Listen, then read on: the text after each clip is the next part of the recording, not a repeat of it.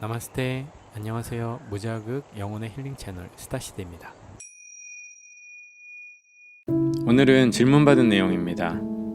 스타시드님 안녕하세요. 스타시드님의 부처의 깨달음에 대한 영상을 처음으로 지금까지 모든 영상을 다 잘 보고 있습니다. 항상 감사합니다. 그런데 드는 의문점이 생겼습니다. 스타시드님의 영상을 보고 또한 명상을 하고 인도 불교에 심취하면서 느끼는 것은 집착에 대한 내려놓음과 오늘의 영상처럼 흘러가듯이 지켜보는 것이 혹시 문제 해결에 대한 방임이 되지는 않을까 생각이 들더라고요. 부처님의 첫 깨달음인 집착을 버리는 것과 오늘의 영상처럼 흘러가듯이 지켜보는 것, 이것이 마음을 편하게 할 수는 있지만 어떤 한편으로는 집착이라는 것이 진보를 이끌고 필요한 무언가를 창조하게끔 하니까요. 저는 명상과 부처님의 깨달음에 대한 가르침 속에 사람들이 오해할 수 있는 문제의 방임과 집착을 버리는 것이 어떻게 다른지에 대한 설명이 꼭 필요하다고 생각합니다. 저도 예전에 되게 고민했던 내용이에요. 그래서 이 질문을 주신 그 포인트를 너무 잘 이해를 하고 있는데, 항상 불교나 명상이나 마음 공부를 조금 딥하게 들어가다 보면 분명히 이 스스로의 질문을 만나게 돼요. 항상 지켜만 보고 항상 바라만 보고 모든 욕구와 집착을 버리면 도대체 무엇을 할 수 있을까? 그냥 가만히 조용히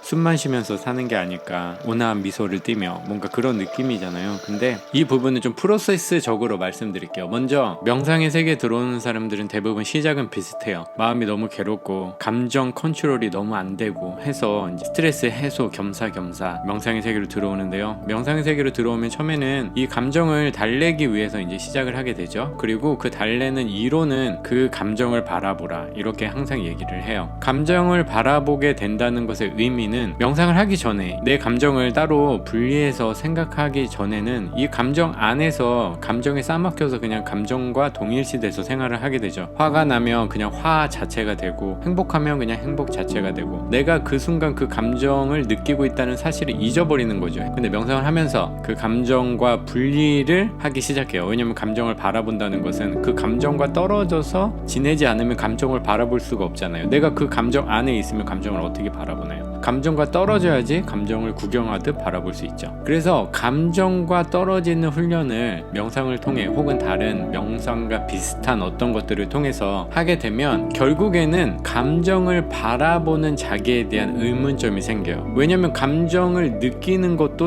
감정을 바라보는 것도 난데 과연 내가 뭐지? 라는 생각에 빠지게 되죠. 그러면 지금 이 내용을 조금 더 깊게 들어가면 바라봐지는 존재가 있고 그 감정을 느끼는 존재를 바라보는 존재가 있는 거죠. 두 개의 다른 존재라고 생각을 해볼게요. 그 감정을 가지고 있는 존재는 나의 에고입니다. 그동안의 시스템으로 인해서 만들어진 나 자신이죠. 그럼 여기서 에고라는 거를 좀 들여다봐야 되는데, 제가 정의하는 에고는 이런 거예요. 내가 지금 아시아의 대한민국의 서울에 이 동에서 이 부모님을 만나지 않았다면 과연 지금 내 성격, 더 구체적으로 말하면 내가 좋아하는 것, 싫어하는 것, 내가 목표로 하는 것이 과연 같았을까라는 생각인 거죠. 같은 시간, 내가 태어난 몇 년도, 몇 월, 며칠, 몇 시에 분명히 수많은 아이들이 태어나잖아요. 그럼 내가 과연 이 서울의 그 동에서 그 부모님에게 태어나지 않고 같은 시간에 미국의 캘리포니아에서 어떤 가정의 어떤 아이로 태어났다면 지금 현재는 같은 나이겠죠. 왜냐면 같은 시에 태어났으니까, 같은 초에 태어났으니까. 과연 내가 어떤 사건을 받아들일 때 지금 대한민국의 나와 그 캘리포니아의 내가 똑같은 감정으로 받아들였을까라는 생각을 해보는 거죠. 똑같은 상황을 닥쳤을 때요. 아니면 더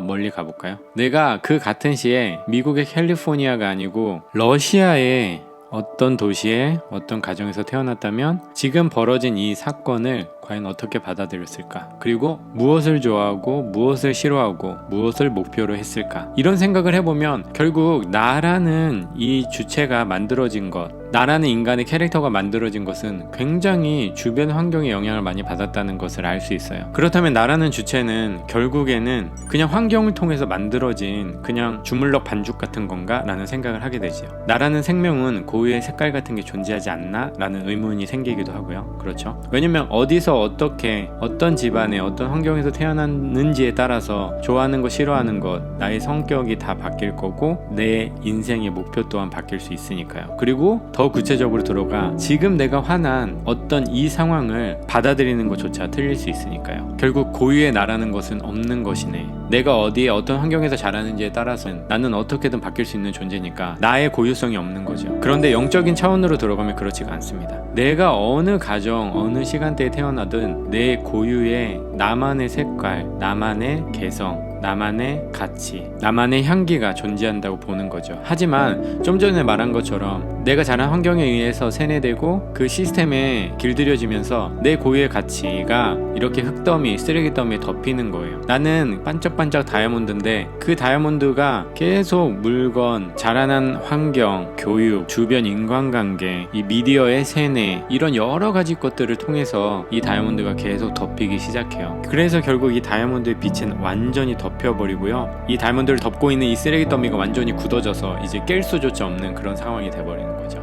그래서 명상으로 다시 돌아가서 명상을 하게 되면 처음에 감정과 분리하는 훈련을 하고 감정과 분리하는 훈련을 하면서 에고에 내 에너지를 넣어서 에고의 생명력을 주었다고 치면 그 에고를 바라보는 관찰자 시점, 즉 본질적인 나에게 에너지를 주기 시작하면서 그 에고가 점점 작아지기 시작합니다. 그러니까 내 개성이 여태까지 나라고 믿었던 것들이 점점점 줄어들고 힘이 약해지는 거예요. 대신에 이게 난지조차 몰랐던 이 관찰자 시점, 뭔가 궁극적인 나의 에너지, 즉 생명력이 공급되면서 점점 새로운 자아와 새로운 내가 발견되는 거죠. 이거는 아까의 다이아몬드 비유처럼 쓰레기가 하나씩 거치면서 다이아몬드가 점점 밖으로 보여지기 시작하는 것과 같습니다. 다이아몬드가 점점 드러나는 것과 같아요. 쓰레기 더미가 다 걷어지면 다이아몬드만 남죠. 그러면 다이아몬드의 아름다운 색과 그 빛이 내가 되면서 결국 그동안 내가 믿고 있었던, 내가 원하는 건, 내가 좋아하는 건, 내가 싫어하는 것들이 송두리째 바뀌어요. 물론 한순간이 아니고 야금야금 바뀌게 되지만 분명히 바뀌어요. 그러면서 모든 것이 재정립됩니다. 내가 좋아하는 이성관도 변하고 내가 살고 싶은 나의 라이프 스타일도 변하고 이게 내 인생에서 가장 중요한 거야. 내가 인생에서 이걸 이루고 말 거야 라고 믿었던 것조차 변하게 되고요. 내 주변의 인간관계 또한 자연스럽게 변하게 됩니다.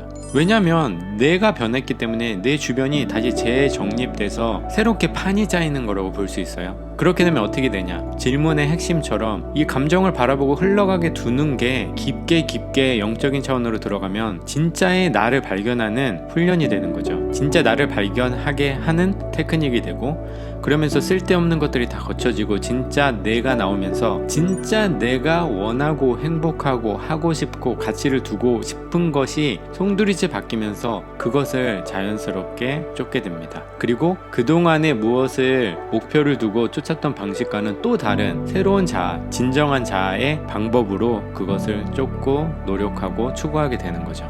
결론을 말하면 명상을 하고 무엇을 바라보고 초연해지고 하는 것은 결국 모든 것을 내려놓고 산에 들어가서 명상하다가 나이 먹어서 80세에 혼자 홀로 죽는 것, 그런 걸 의미하는 게 아니고요. 물론 그런 삶도 있을 거예요. 하지만 그런 것을 의미하기보다는 조금 더 일반적인 관점에서 보자면 진정한 자신을 발견하고 진정한 자신이 무엇을 원하는지를 알게 되고 그래서 여태까지 내가 믿었던 모든 것들이 변하면서 여지껏 자기가 몰랐던 자기가 진짜 행복하다고 생각했던 그 개념, 진짜 자기가 원하는 것들, 진짜 자기가 가치를 두는 것들, 진짜 자기를 행복하게 해줄 수 있다고 생각하는 것들을 자연스럽게 추구하면서 추구하는 방향이 바뀌는 거라고 보는 게 맞습니다.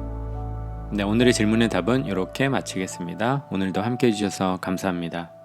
Peace.